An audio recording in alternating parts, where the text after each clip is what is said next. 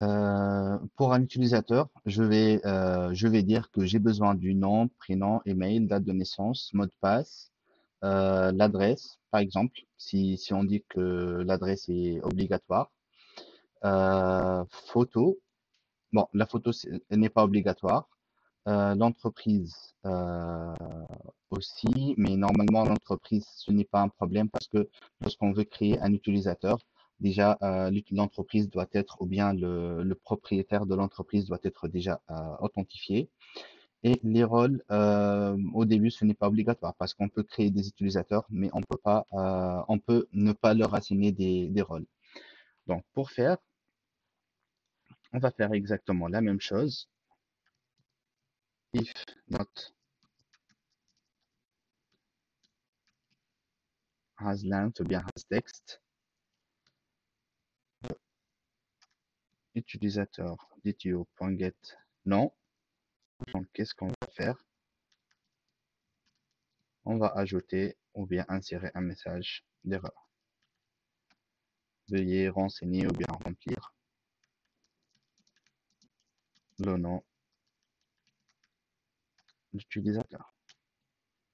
On va faire pareil pour tous les autres champs. J'ai prénom, date. Par exemple, ici, c'est get prénom. C'est le prénom de l'utilisateur. Ici, qu'est-ce que j'ai d'autre? Bon, je vais laisser la date de naissance à la fin parce que peut-être je veux ajouter d'autres informations.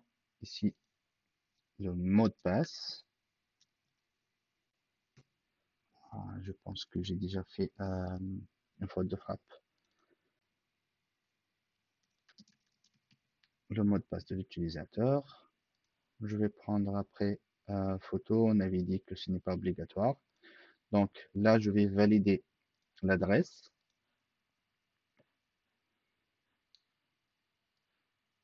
Ici, je vais dire utilisateur.get adresse.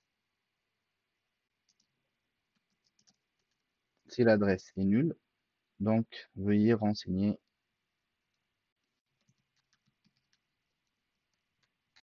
l'adresse de l'utilisateur.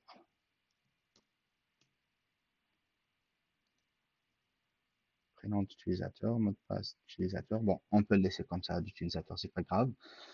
En fait, sinon, si l'adresse n'est pas nulle, ici, je vais faire un else ici. Si l'adresse n'est pas nulle, donc je vais valider les champs ou bien les attributs de l'adresse. Donc, pour l'adresse, on dit que, par exemple, adresse 1, elle est obligatoire. La ville, code postal et pays. Donc, il peut saisir adresse 1, mais adresse 2 n'est pas obligatoire. Donc, je reprends ici. Utilisateur.getAdresse.getAdresse 1. Je vais dire, par exemple, le champ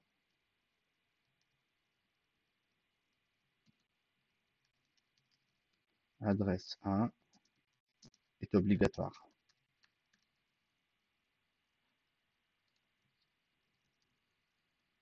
Je vais le mettre comme ça. Je vais copier-coller ça.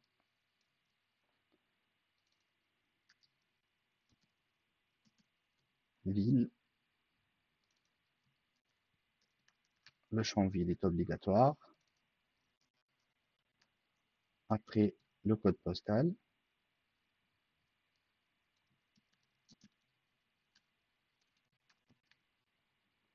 Et enfin, le pays.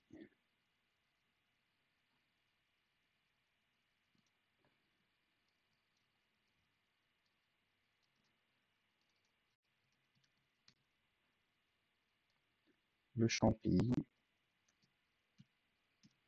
Le champ pays est obligatoire. Donc, juste, je vérifie. Else, tout est bon. Voilà. Donc, ça, en fait, c'est une validation pour l'utilisateur. Mais ici, il nous manque quelque chose. Ici, l'application peut lever un null pointer exception. Ici, parce que l'utilisateur DTO peut être nul. Donc, je vais ajouter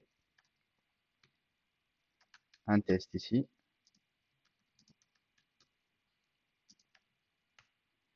Si l'utilisateur est nul, qu'est-ce que je vais faire? Je vais mettre tous ces champs-là, bien tous ces messages de validation, nom, prénom, mot de passe, et je vais juste dire veuillez renseigner l'adresse. Donc ici, si l'utilisateur est nul, donc ça veut dire qu'on n'a aucun champ qui est déjà rempli. Donc je vais lever ou bien renvoyer des messages d'erreur pour renseigner le nom, le prénom, le mot de passe et l'adresse de l'utilisateur. Donc ici, voilà, nom, prénom. Ah oui, on a oublié email. Donc je vais ajouter nom, prénom. Je vais l'ajouter ici.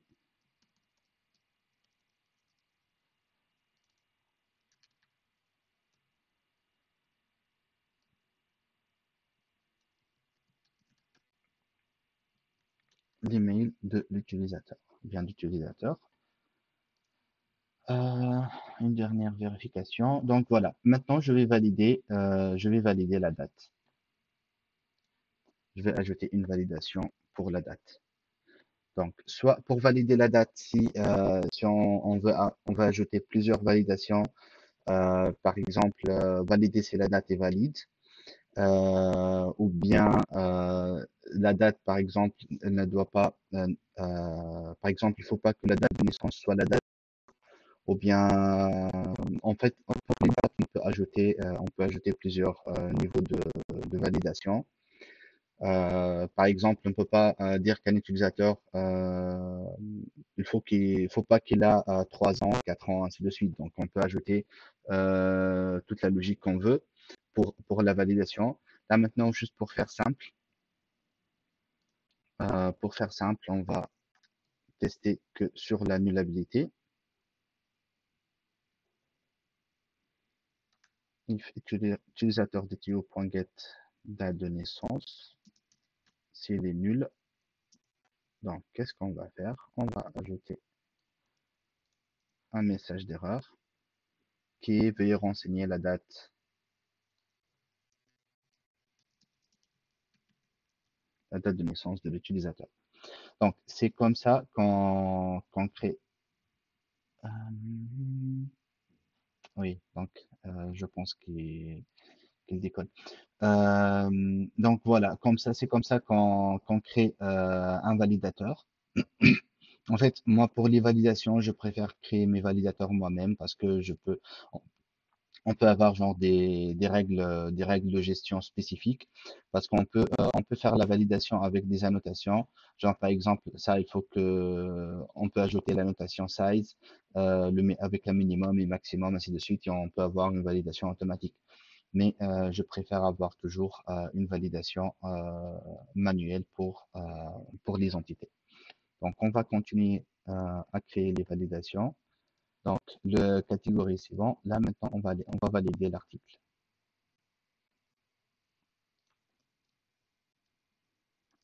Article validateur.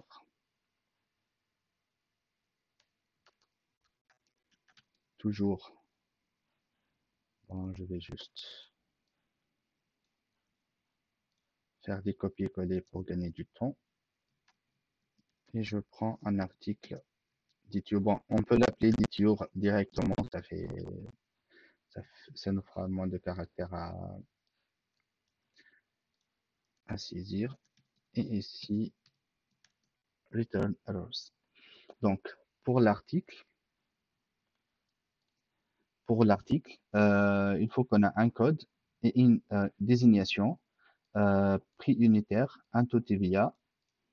Bon, le prix unitaire TTC, ça, on peut même le calculer nous-mêmes. Et un article, il faut qu'il appartient à une catégorie. Donc, on doit aussi valider que l'objet catégorie n'est pas nul. Si l'objet catégorie est nul, donc comme ça, on peut dire ce n'est pas renseigné.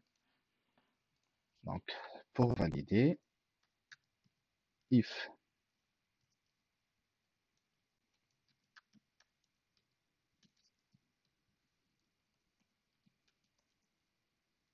dtu.get code, qu'est-ce qu'on va faire? Comme d'habitude, on va ajouter un message. Veuillez renseigner ou bien saisir le code de l'article. On va copier-coller ce message.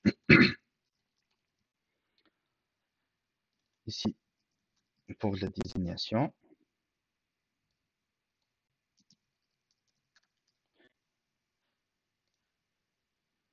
code, désignation. Là maintenant, on va valider les prix unitaires.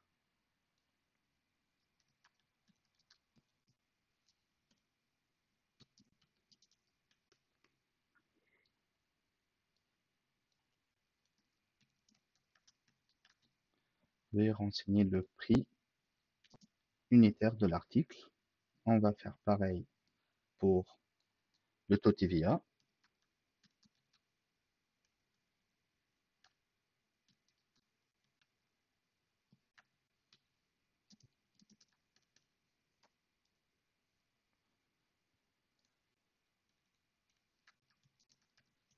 Le taux TVA de l'article. Bon, pour les validations, comme j'ai déjà mentionné, vous pouvez ajouter autant de validations que vous voulez, selon le besoin et ou bien selon le cas métier que vous imaginez.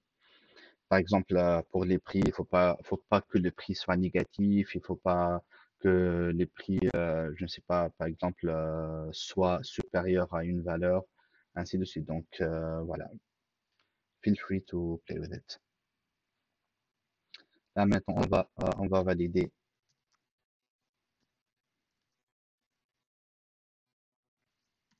le prix TTC.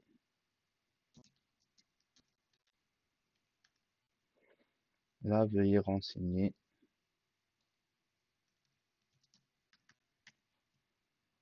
le prix unitaire acheté. Voilà, c'est juste pour le prix unitaire TTC. Et là, veuillez renseigner après les prix, la catégorie. Donc ici,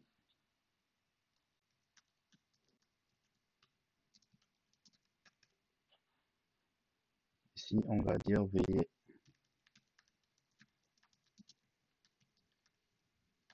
veuillez sélectionner une catégorie.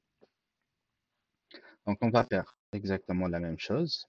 Ici, si notre article litio est nul, on va copier-coller tous ces messages.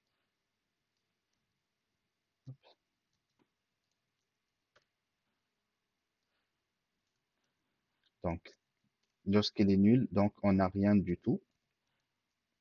Et les champs obligatoires ne sont pas renseignés. Donc, on va renvoyer les messages.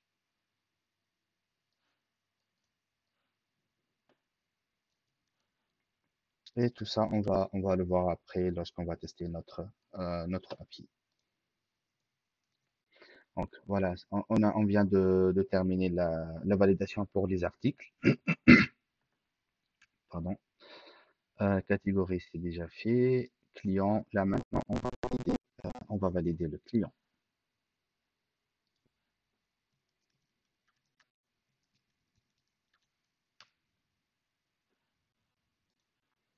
Toujours la même chose.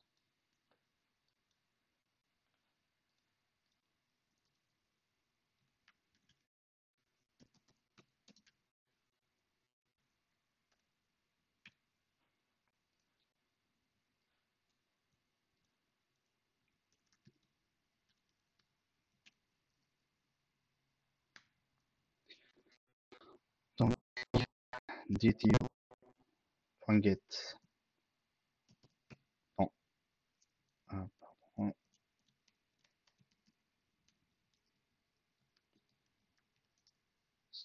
String utils.asLength de dtu Get, non.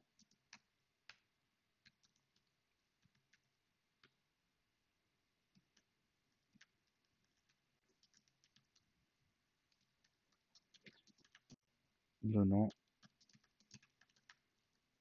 du client. En fait, peut-être vous posez la question pourquoi on ajoute une validation au niveau de l'API. Pourtant, on peut le faire au niveau de l'application, ou bien au niveau du front, l'application Angular. En fait, la réponse est une API REST ne peut pas être utilisée que par une application web. Elle peut être utilisée par d'autres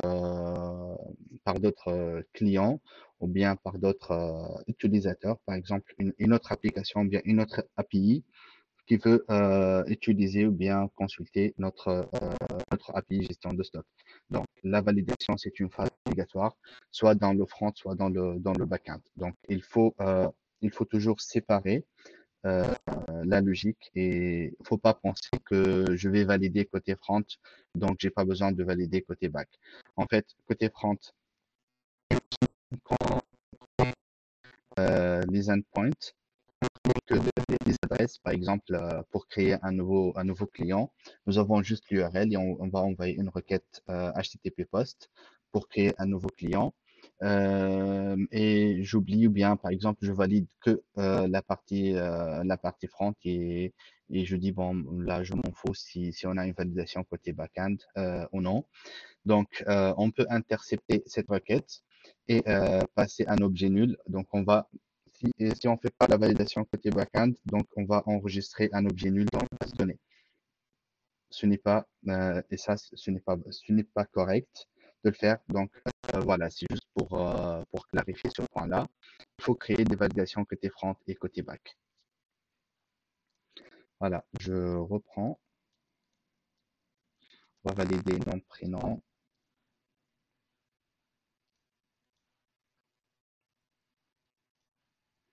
nom, prénom, l'email et le numéro de téléphone.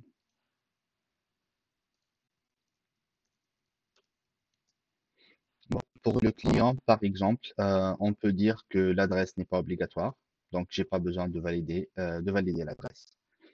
Donc ici, get prénom,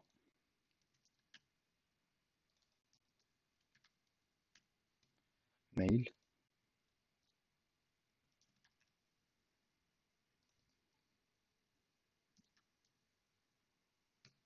une telle, numéro de téléphone du client. Qu'est-ce qu'on avait d'autre? Voilà, nom, prénom, mail et Numtel. Nom, prénom, mail et Numtel. Donc ça, on peut supprimer. Et on va ajouter la même chose si notre objet est nul. Donc qu'est-ce qu'on va faire?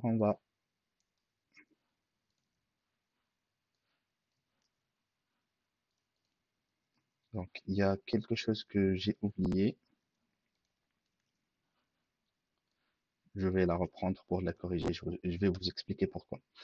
En fait, ici, je dois directement renvoyer des erreurs. Sinon, sinon on va passer directement à ce bloc de code. Donc, il faut toujours renvoyer les erreurs avant si l'objet est nul. Donc, je vais faire la même chose aussi.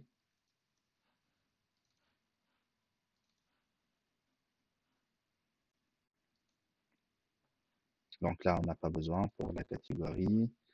Client, ça c'est bon. Je l'ajoute ici. Et voilà. Donc, on vient de finir la validation du client. Je vais valider le fournisseur.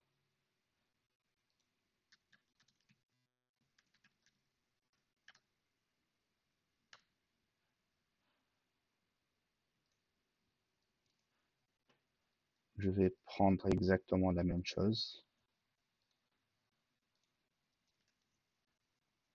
Donc ici, c'est fournisseur vidéo. Et là, ici, c'est fournisseur. Je vais juste le modifier ici. Et voilà. Donc, euh, l'utilisateur, c'est bon. Je vais valider l'entreprise. En fait, comme j'ai dit, on va créer des validateurs pour tous les objets, mais je veux pas que la vidéo soit trop longue, juste en montrant comment écrire la même chose. Donc, je vais vous laisser finir cette partie vous-même. Et j'attends que vous créez un validateur par modèle ou bien par DTO, sauf l'adresse, parce que l'adresse, on va la valider à l'intérieur de chaque objet si on dit ou bien si on suppose que l'adresse est obligatoire. Donc voilà, et on va voir ce qu'on va faire par la suite.